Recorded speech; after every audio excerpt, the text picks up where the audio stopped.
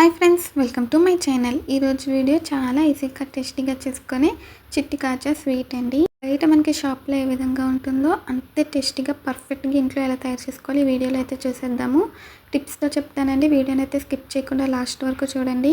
ఇప్పుడైతే తయారీ విధానం చూద్దాము. ముందుగా ఒక బౌల్ తీసుకుని అందులోకి 1 కప్ వరకు మైదా పిండి తీసుకున్నాను. తర్వాత రుచికి సరిపడా సాల్ట్ వేసానండి. తర్వాత కొంచెం బేకింగ్ పౌడర్ వేసానండి. ఇప్పుడు ఇందులో 1 స్పూన్ నెయ్యి వేసాను. వీటిని బాగా కలుపుకోవాలి.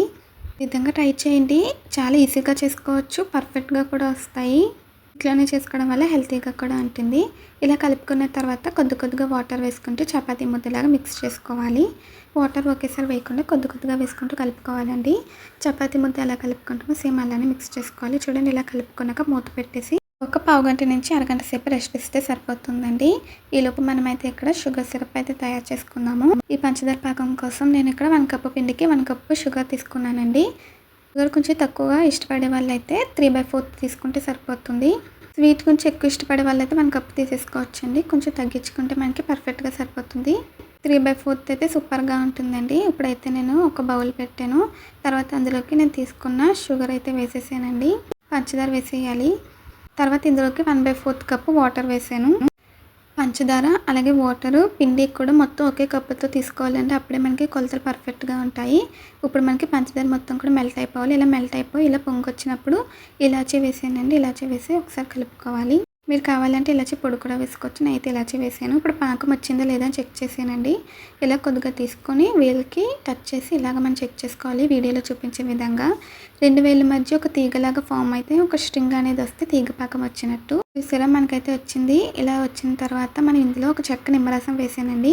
గింజలు లేకుండా నిమ్మరసం వేసేయాలి. తీగ పాకం వస్తే సరిపోతుందండి. తర్వాత నిమ్మరసం వేయాలి. నిమ్మరసం వేయడం వల్ల మనకి పాకం అనేది గట్టి పడకుండా స్వీట్ అనేది జ్యూసీగా ఉంటుందండి. చల్లారిపోయినా సరే జ్యూసీగా టెక్స్చర్ అనేది సాఫ్ట్గా ఉంటుంది అనమాట, గట్టి పడదు. ఇప్పుడైతే మనకి షుగర్ సిరప్ రెడీ అయిపోయింది కదండి. ఇప్పుడు మనం కాజాలు అయితే తయారు చేసేసుకుందాము. ఇలా పిండి కూడా మనకి రెస్ట్ ఇచ్చాం కదా. ఒకసారి పిండిని బాగా కలుపుకోవాలి. తర్వాత ఇలాగ మనం చపాతీ రోల్ తీసుకొని చపాతీలా కొట్టుకోవాలండి. ఇది మనకి ఎంత తిన్నుగా పలుచగా వస్తుందో అంత అలాగా మనం అయితే దీన్ని చపాతీలాగా రోల్ చేసుకోవాలి. ఇలా పొడిపిండి వేసుకొని రోల్ చేసుకుంటే మనకి అంటుకోకుండా బాగా రోల్ అవుతుంది. ఒక చపాతీ షీట్ లాగా మనం అయితే దీన్ని రోల్ చేసుకోవాలండి. ఇది ఎంతవరకు సాగుతుందో అంతవరకు రోల్ చేసుకోవాలి. చూడండి, ఇలా రోల్ చేసుకున్న తర్వాత పైనుంచి కొద్దిగా ఆయిల్ వేసి ఇలా మన షీట్ మొత్తం కూడా అప్లై చేయాలండి.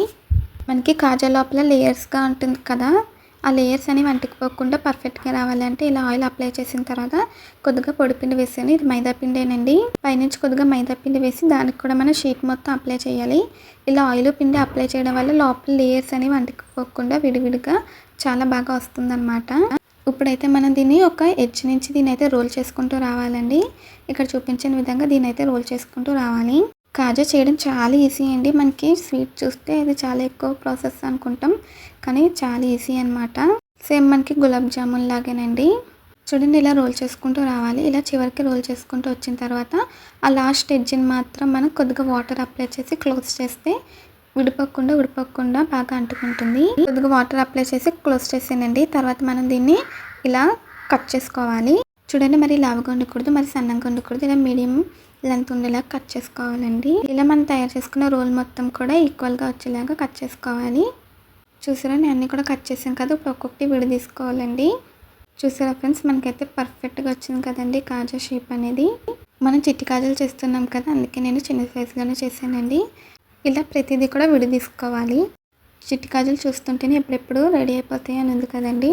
చూసారా, మనకి లోపల షేప్ లేయర్స్ అన్నీ కూడా పర్ఫెక్ట్గా వచ్చాయి. ఇప్పుడు ఒకటి తీసుకున్నానండి. దానిపైన చపాతీ కర్రతో కొద్దిగా అప్లై చేసి ప్రెషర్ అప్లై చేసి ఇలా రోల్ అయితే చేయాలి. 2 సైడ్స్ కూడా ఇలా రోల్ చేసుకోవాలండి. జస్ట్ ఇలాగా పైన టచ్ చేస్తూ అనాలన్నమాట. ఎక్కువగా ప్రెస్ చేసి అనేస్తే లోపల లేయర్స్ అంటుకుపోతాయి. జస్ట్ పైన అలా రోల్ చేసి అన్న పేరుకి రోల్ చేయాలండి, అంతే.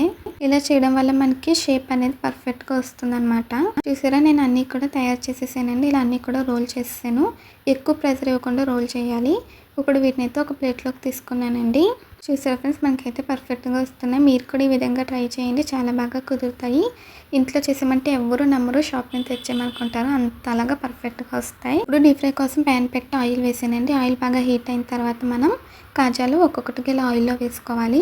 ఆయిల్కి తగినన్ని వేసుకోవాలండి. నేను చేసినవన్నీ కూడా ఇలా నాకు ఈ ఆయిల్లో అయితే సరిపోయినాయి. ఆయిల్లో వేసుకుని వేయించుకోవాలి. మీడియం ఫ్లేమ్లో పెట్టుకొని ఫ్రై చేసుకుంటే సరిపోతుందండి. హై ఫ్లేమ్లో పెట్టకూడదు. ఇలా గోల్డెన్ బ్రౌన్ కలర్ వచ్చేంత వరకు కూడా వేయించుకోవాలి. అన్ని సైడ్స్కి కూడా తిప్పుకుంటూ కలుపుకుంటూ మంచిగా కలర్ వచ్చేంత వరకు ఫ్రై చేయాలి. చూడండి ఇప్పుడు మనకి కలర్ అయితే వచ్చేసింది.